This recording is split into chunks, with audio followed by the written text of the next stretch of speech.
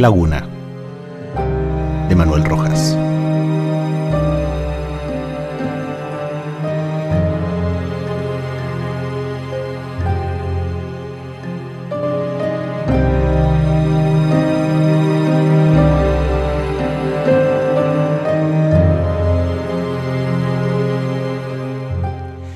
De aquella época de mi vida, ningún recuerdo se destaca tan nítidamente en mi memoria y con tantos relieves como el de aquel hombre que encontré en mis correrías por el mundo mientras hacía mi aprendizaje de hombre.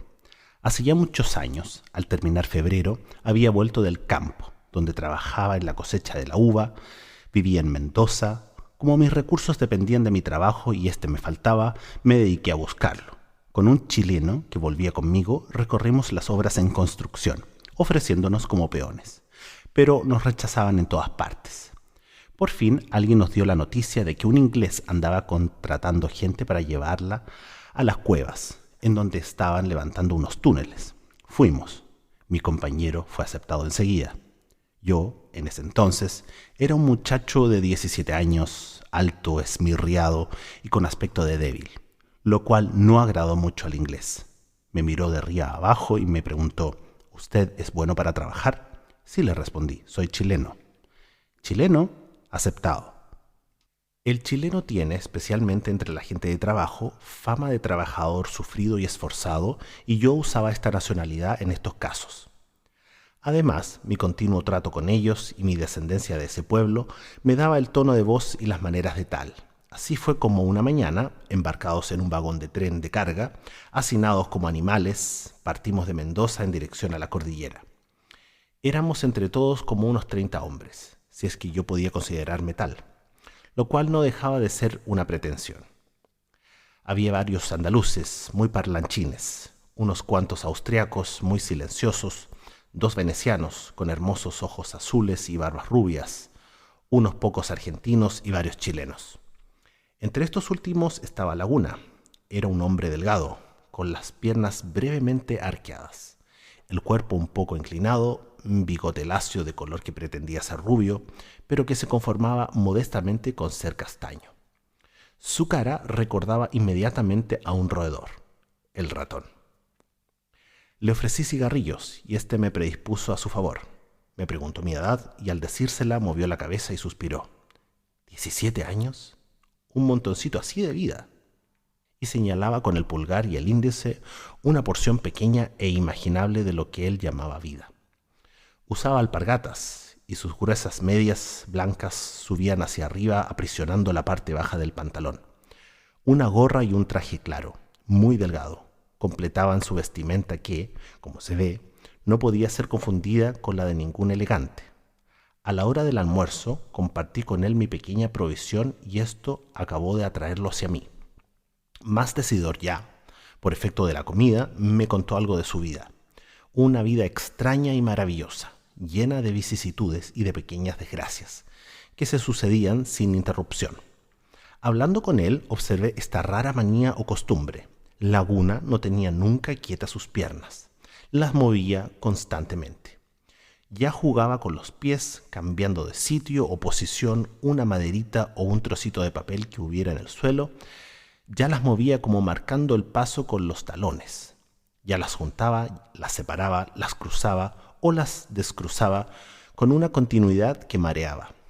Yo supuse que esto provendría de sus costumbres de vagabundo, su posición un tanto antojadiza, pero yo necesitaba clasificar este rasgo de mi nuevo amigo. Su cara era tan movible como sus piernas. Sus arrugas cambiaban de sitio vertiginosamente. A veces no podía yo localizar fijamente a una y a sus pequeños ojos controlaban todo ese movimiento con rápidos parpadeos que me desconcertaban. ¿De dónde es usted, Laguna? ¿Por qué se llamaría Laguna? ¿Sería un mote o un nombre? Nunca lo supe. Contestóme: soy chileno, de Santiago, pura Araucanía. Parecía tener el orgullo de su raza y seguramente decía aquella última frase para significar que era chileno con sangre araucana. En el tren intimamos mucho. Lo demás no me llamaba la atención. Laguna era una fuente inagotable de anécdotas y frases graciosas. Mi juventud se sentía atraída por este hombre de 35 años, charlador inagotable, cuya vida era para mi adolescencia como una canción fuerte y heroica que me deslumbraba. Su tema favorito era su mala suerte. Yo soy un roto muy fatal, hermano. Usted se morirá de viejito, le saldrá patilla hasta para hacerse una trenza y nunca encontrará un hombre tan desgraciado como yo. El dolor de su vida, en lugar de entristecerme, me alegraba. Contaba sus desgracias con tal profusión de muecas e interjecciones que yo me reía a gritos. Se paraba un instante, se ponía serio y me decía: «No se ría de la desgracia ajena, eso es malo». Y seguía contando. En las partes que él consideraba trágicas o patéticas, sus ojos se cerraban y sus orejas largas y transparentes parecían trasladarse hacia la nuca. Y entonces cuando gritaron: «¡Cuidado, que vamos a largar!», yo me hice a un lado, el poste cayó, una piedra saltó y me rompió la cabeza. Sus arrugas tornaban a su posición normal. Sus ojos se abrían. Las orejas volvían al sitio predilecto y me miraba para ver qué impresión hacía en mí su relato. ¡Qué laguna! Y toda la peonada hacía coro a mis risas. Al anochecer del mismo día llegamos a las cuevas. Yo conocía la cordillera por haberla atravesado 2 veces en mi niñez, pero de ella no guardaba más recuerdos que el de una mulita muy suave, un arriero que me cuidaba, un coche que rodaba entre 2 murallas de nieve y de mi madre, este último más patente que los otros. Por lo tanto, el espectáculo era nuevo para mí. Una sensación inmensa de pequeñez sobrecogió mi espíritu cuando al descender del tren mi vista recorrió ese inmenso anfiteatro de montañas. El cielo me parecía más lejano que nunca.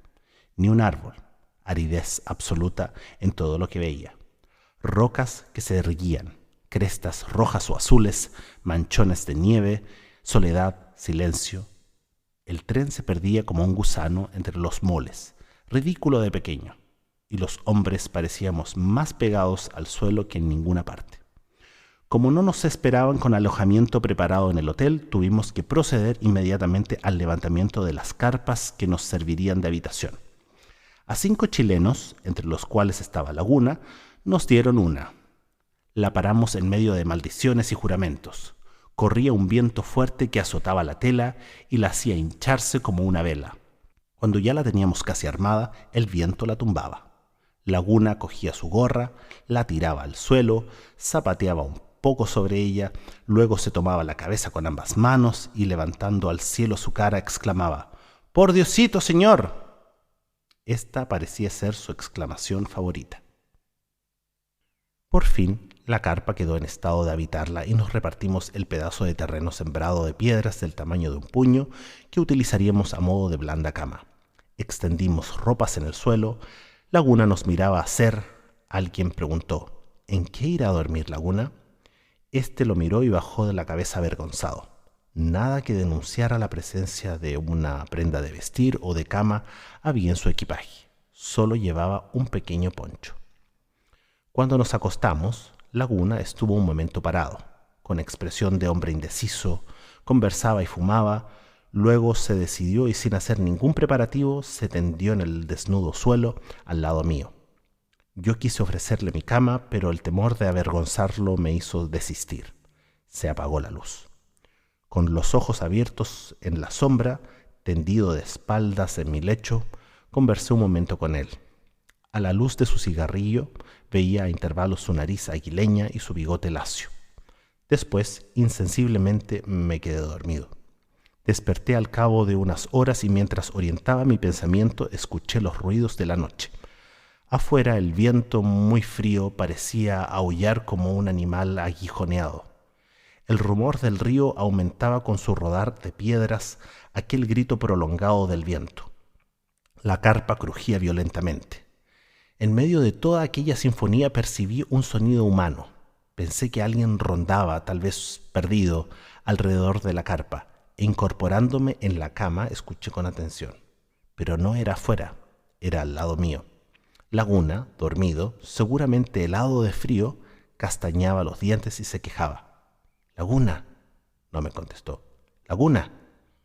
Silencio. ¡Laguna! ¿Ah? ¿Qué le pasa? Tengo frío, hermanito. Acuéstese aquí. No, gracias. Venga, hombre. Se levantó y empezó a desnudarse. De repente oí un sollozo y Laguna lo comentó diciendo: yo soy un roto muy fatal. Después, como un perro, buscó la cama y se acurrucó entre las ropas tiritando. Hermanito, ¿qué quiere? Muchas gracias. No contesté. Laguna suspiró, se movió un poco, se encogió, seguramente hizo una de sus muecas acostumbradas y por fin se durmió. Yo escuché un momento su respiración, cortada a trechos por suspiros, y luego me dormí. Al otro día empezó el trabajo. Se trataba de hacer los túneles para resguardar la línea de las nevazones y los rodados. El trabajo era fuerte, pero como el frío también lo era, ambos se neutralizaban con gran alegría nuestra y satisfacción del inglés. A los 10 días de estar allí, nuestros rostros habían cambiado completamente. El frío quemaba la piel, la rajaba, la cara se despellejaba, las pestañas caían quemadas también, y a todo este trabajo de destrucción y transformación contribuía el hecho de que nadie se lavara la cara sino los domingos. El agua era tan helada que nadie se animaba a hacerlo. Solamente los días de descanso se calentaba agua y se procedía a una limpieza minuciosa por parte de unos, somera por la de otros.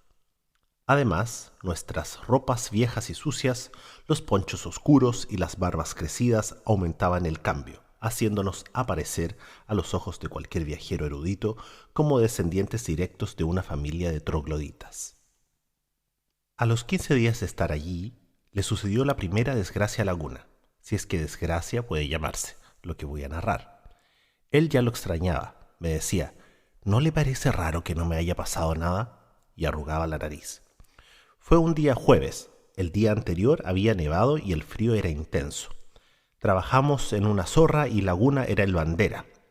Su trabajo consistía en ir delante de nosotros, a distancia de una cuadra, llevando una bandera roja en la cual nos anunciaba la proximidad del tren. Veníamos con una carga de madera. Cuando llegamos al sitio en que debíamos descargar, vimos que Laguna estaba sentado detrás de un peñasco, bien arrebujado en su poncho. Silbaba monótonamente: "Shh, shh, shh, shh".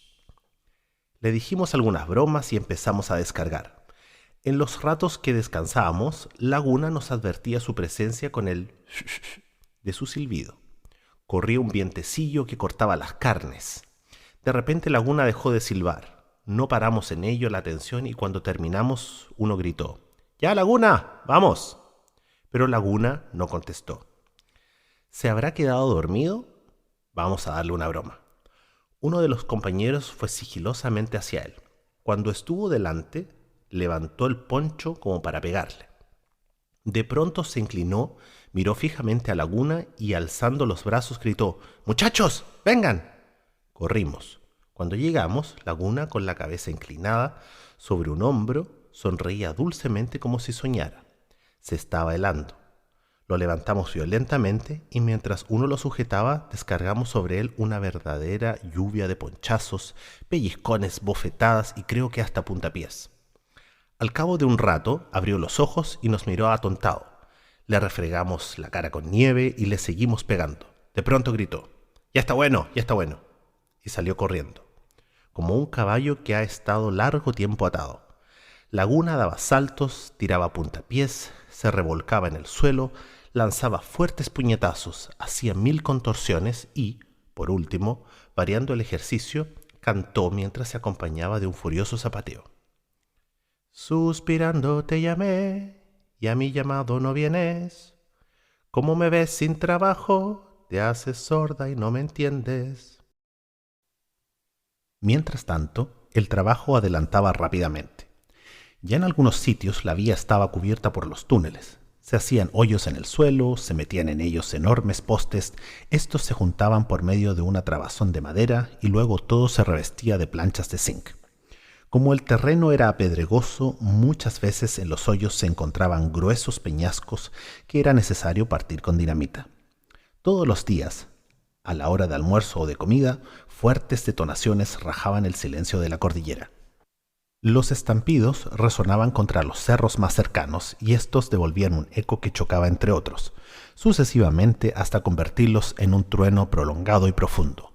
A consecuencia del accidente anterior, la movilidad de Laguna se acrecentó extraordinariamente. El miedo de helarse nuevamente lo hacía andar en perpetuo entrenamiento físico. Saltaba, corría, bailaba y zapateaba. Pobre Laguna, verdaderamente era fatal. Un día cayó un poste. Todos corrieron.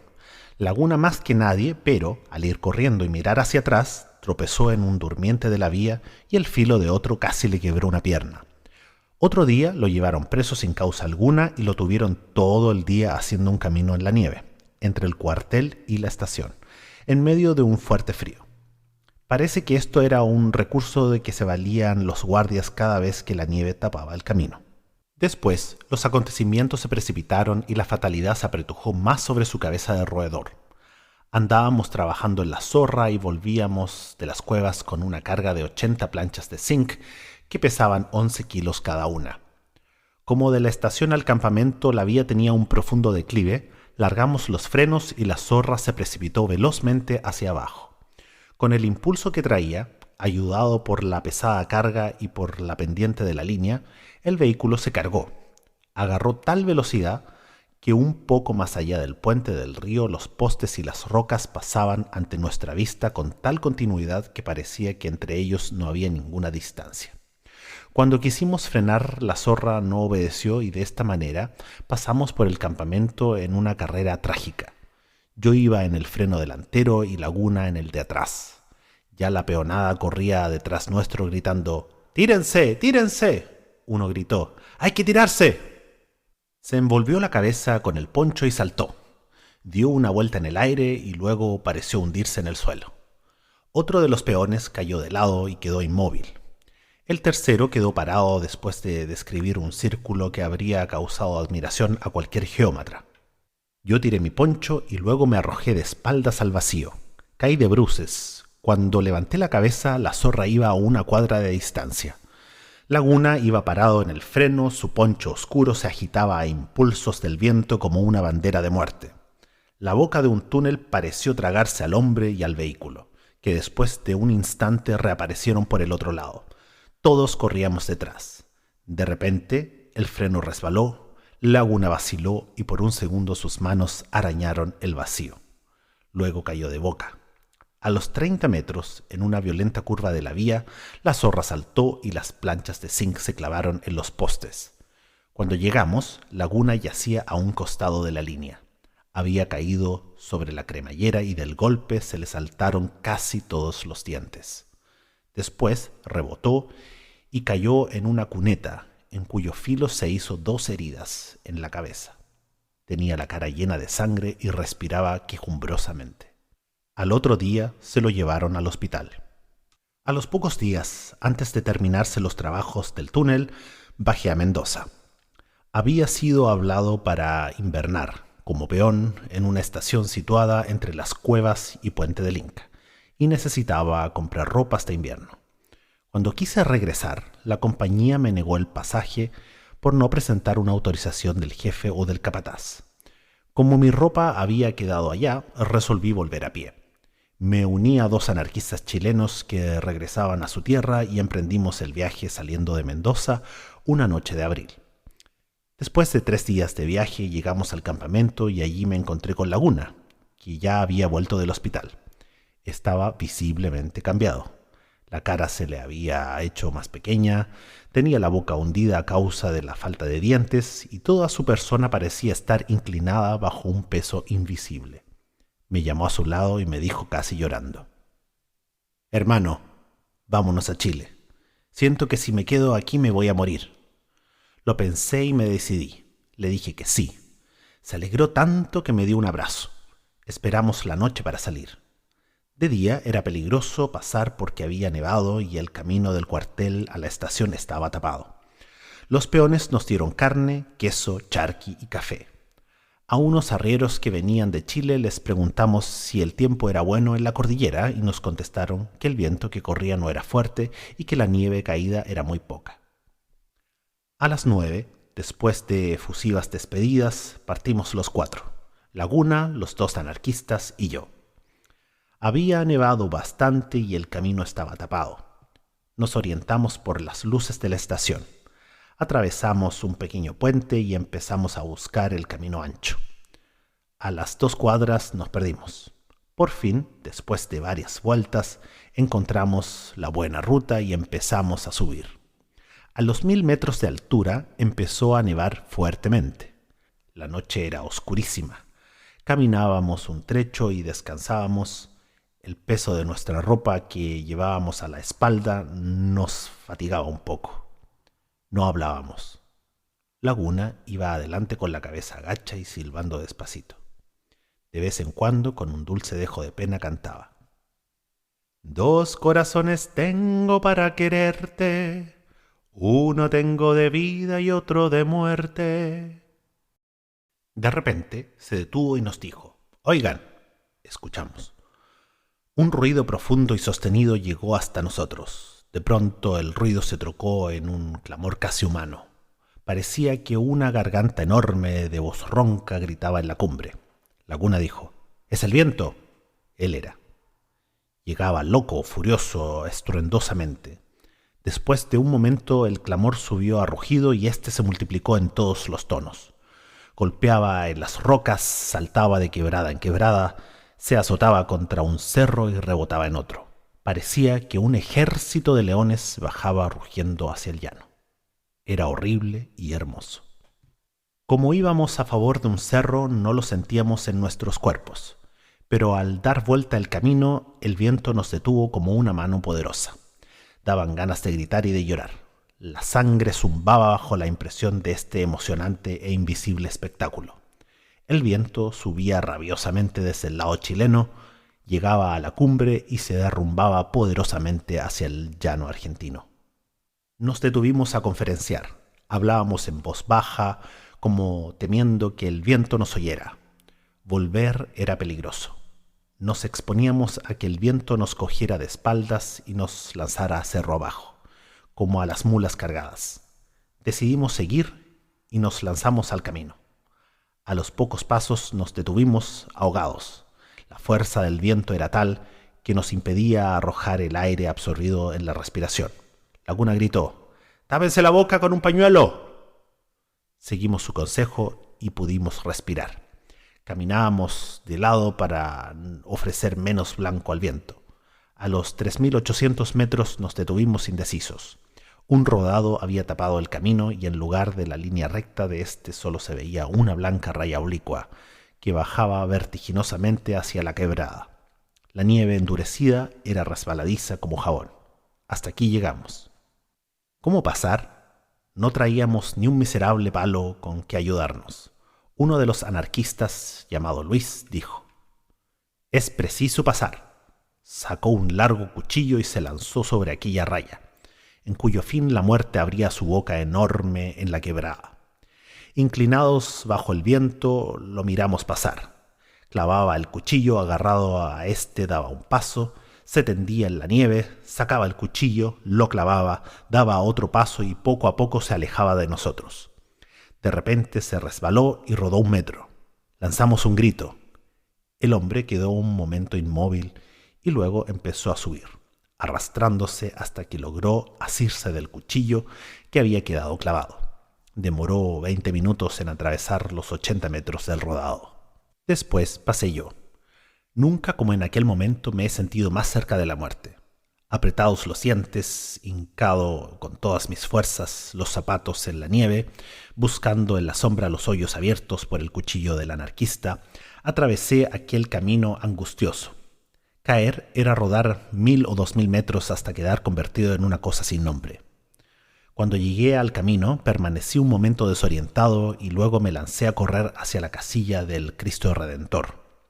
Allí estaba Luis. Con fósforos hicimos arder papeles y nos calentamos las entumecidas manos. ¿Y los otros? Ya vienen. Esperamos un largo rato y no aparecieron. ¿Se habrán perdido? Vamos a buscarlos. Salimos y gritamos. Si han seguido hacia adelante es inútil gritar. El viento nos devuelve los gritos. Recorrimos los alrededores y de pronto oímos una voz que llamaba a lo lejos. Buscamos al que gritaba y encontramos al otro anarquista abrazando a un poste de los que marcan los límites de Chile y Argentina. Lo levantamos y lo sacudimos un poco hasta que se repuso. ¿Y Laguna? No sé. Cuando yo llegué a este lado del rodado, él empezaba a atravesarlo. ¿Habrá seguido? No, no ha seguido. Debe haberse perdido. Una enorme angustia me subió del corazón a la garganta y corrí como un loco gritando: ¡Laguna! ¡Hermanito! Pero el viento me devolvía sarcásticamente los gritos. Al otro día, mientras bajábamos, busqué por todas partes los rastros de Laguna, pero seguramente la nieve había tapado sus huellas, porque ni en el camino, ni en las quebradas, ni en ninguna parte la marca de un pie o de un cuerpo quebraba la armoniosa tersura de aquella inmensa sábana, bajo la cual, seguramente, Laguna dormía su último sueño. Pobre roto fatal.